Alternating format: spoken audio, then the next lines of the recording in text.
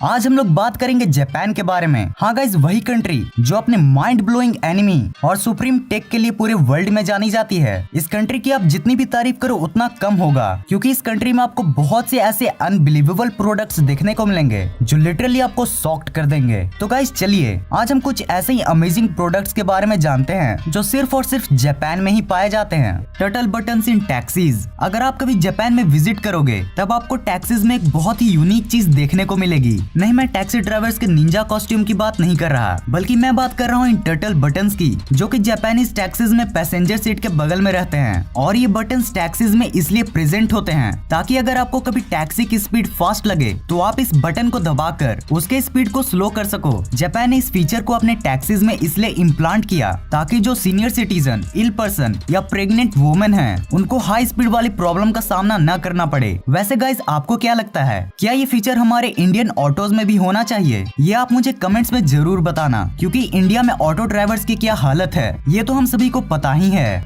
Iron man type exoskeleton. Guys, अगर आप Marvel के ट्रू फैन हो तो आप आयरन मैन कौन है ये तो जरूर जानते ही होंगे, या फिर मैंने उल्टा बोल दिया, आप शायद मार्वल को जानते ही होंगे सिर्फ आयरन मैन के लिए। वेल गाइस, जो भी हो, बट टोनी स्टार्क खुद ही एक ब्रांड और ब्रिलियंट सुपर हीरो है और उनके इसी ब्रिलियंसी को चार चांद लगाता है उनके द्वारा बनाए गए उनके ये अमेजिंग सूट्स, जिसमें न जाने कितने ही अमेजिंग पावर छुपे हैं। लेकिन गाइस, क्या आपने कभी इस सूट को रियल लाइफ में इमेजिन किया है? शायद ही किया हो, पर इस वीडियो को देखने के बाद आप इसके इनिशियल फेजेस को जरूर इमेजिन कर पाओगे। आप ये देखो, ये वर्ल्ड का first cyber type HAL exoskeleton है, जिसको जापान की एक कंपनी साइबरडाइन ने बनाया है। इसमें HAL का मतलब है हाइब्रिड असिस्टिव लिम्ब। इस एक्सोस्केलेटन सूट की सबसे खास बात तो ये है कि इसे कोई भी पहनकर अपने पावर्स को 2 से 10 गुना तक बढ़ा सकता है। ये उन लोगों के लिए और ज्यादा काम का है जिनको बोन, स्पाइनल कॉर्ड या जॉइंट से रिलेटेड प्रॉब्लम्स को फेस करना पड़ता है। ये बेसिकली 5 प्रिंसिपल्स पर वर्क करता है। पहला है थिंक, दूसरा सेंड, तीसरा रीड, चौथा मूव और पंचमा और आखिरी फीडबैक। सिंपली बोलो तो ये एक्सोस्केलेटन आपके माइंड के इलेक्ट्रिकल सिग्नल को रीड करके उसके हिसाब से आपके काम को करता है। जैसे जब आप सोचोगे कि अब मुझे ये वेट को उठाना है तो ये एक्सोस्केलेटन उस हिसाब से आपके आर्म्स को अपवर्ड डायरेक्शन में मूव करेगा, जिससे आप उस वेट को आसानी से उठा पाओगे। काफी इंटरेस्टिंग है ना। Ice cream that doesn't melt. Recently biotherapy development research centre, जो कि जापान में प्रेजेंट है, उन्होंने एक ऐसा नया इंग्रेडिएंट को डिस्कवर किया जिससे normal ice cream non melting ice cream में कन्वर्ट हो सकता है। सोचने में ही मुंह में से पानी आ रहा है। ठंडी ठंडी ना पिघलने वाली।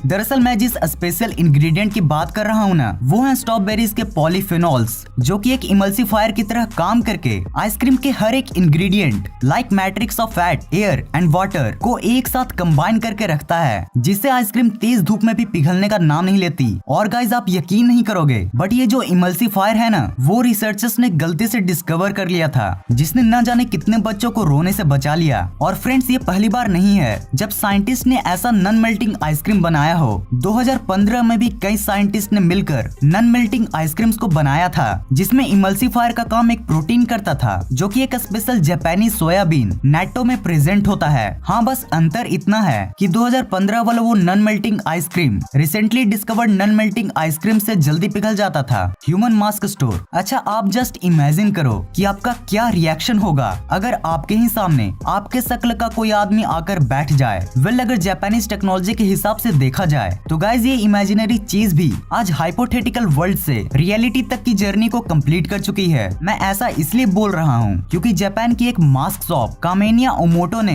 अपनी लेटेस्ट टेक्नोलॉजी के हेल्प के थ्रू कुछ ऐसा ही कर दिखला दिया है। इस कंपनी के द्वारा बनाया गया मास्क एक्चुअल फेस साइज से 105% की फेस साइज में होती है, यानी कि रियल फेस से सिर्फ 5% का डिफरेंस। और हाँ गाइज, इसमें आप अपने फेस आइडेंटिटी की इंफॉर्मेशन देकर 40,000 येन यानी कि तकरीबन 27,600 तक की भी अर्निंग कर सकते हो। पर भाई लोग संभल कर, क्योंकि उसी फेस आइडेंटिटी का यूज करके वो कंपनी आपके फेस का मास्क बनाएगी और मार्केट में सेल भी करेगी। और अगर गलती से भी वो मास्क किसी लुच्चे लफंगे के हाथ में लग गया तो फिर समझ रहे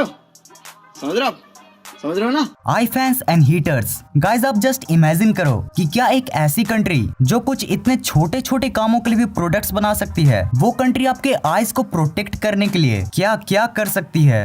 क्या क्या नहीं बल्कि कुछ भी कर सकती है, जैसे कि टेंसाई बोकाबन हॉन्सन ब्ला ब्ला ब्ला पावर्ड आई वार्मर्स। यार इतना हार्ड नाम कौन रखता है? अभी मेरे को लग रहा था जैसे मंत्र फूक रहा हूँ। टेंसाई बोकाबन हॉन्सन ब्ला ब्ला ब्ला स्वाहा। हाँ तो ये एक ऐसा जापानीज आई गैजेट है जो आपके आईज को गर्म रखने में मदद करता है और जिसे पहनकर आप कुछ कुछ एनिमी कैरेक्टर जैसे दिख सकते हो। और गाइज अगर इसे देखकर आपको शौक नहीं लगा तो आपको इस प्रोडक्ट को भी जरूर देखना चाहिए, जिसमें साइड्स की तरफ छोटे छोटे फैंस फिट हैं जो कि आपकी आंखों को कूल रखते हैं। और ये सबसे ज्यादा यूज में तब आता है जब आप अनियन को कट कर रहे हो, क्योंकि ये glasses tear causing onion gases को आपकी आंखों में घुसने से भी रोकते हैं। Backpack bike. अच्छा आप जरा इस जापानीज गर्ल को देखो जो कि पैदल चल चल कर थक गई है और आगे ये पैदल नहीं चलना चाहती। अब आप अपने कॉमन सेंस का यूज करके ये बताइए कि अब ये क्या करेगी। मोस्ट ऑब्वियस बात है, ये टैक्सी का यूज कर लेगी। बट गाइज आपको ये नहीं भूलना चाहिए कि ये लड़की कहीं और की नहीं बल्कि जापान की है और जापान में कुछ ऐसा भी हो सकता है।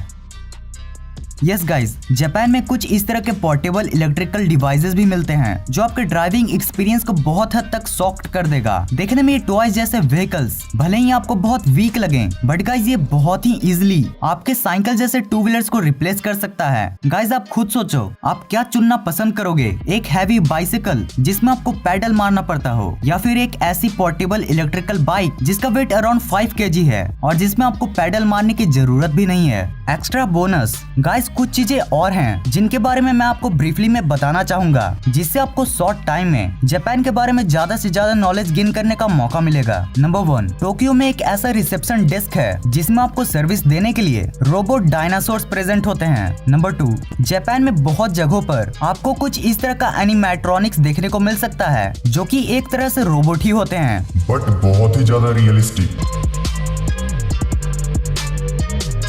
तो यही होती है वीडियो खत्म। अगर आपको वीडियो देखने में मजा आया हो तो इस वीडियो को लाइक और शेयर जरूर कर देना, और अगर आपको ऐसी इंटरेस्टिंग वीडियो देखना पसंद है तो चैनल को सब्सक्राइब करके बगल वाले बेल आइकन को ऑन कर देना। इस वीडियो को पूरा एंड तक देखने के लिए thanks for watching this entire video.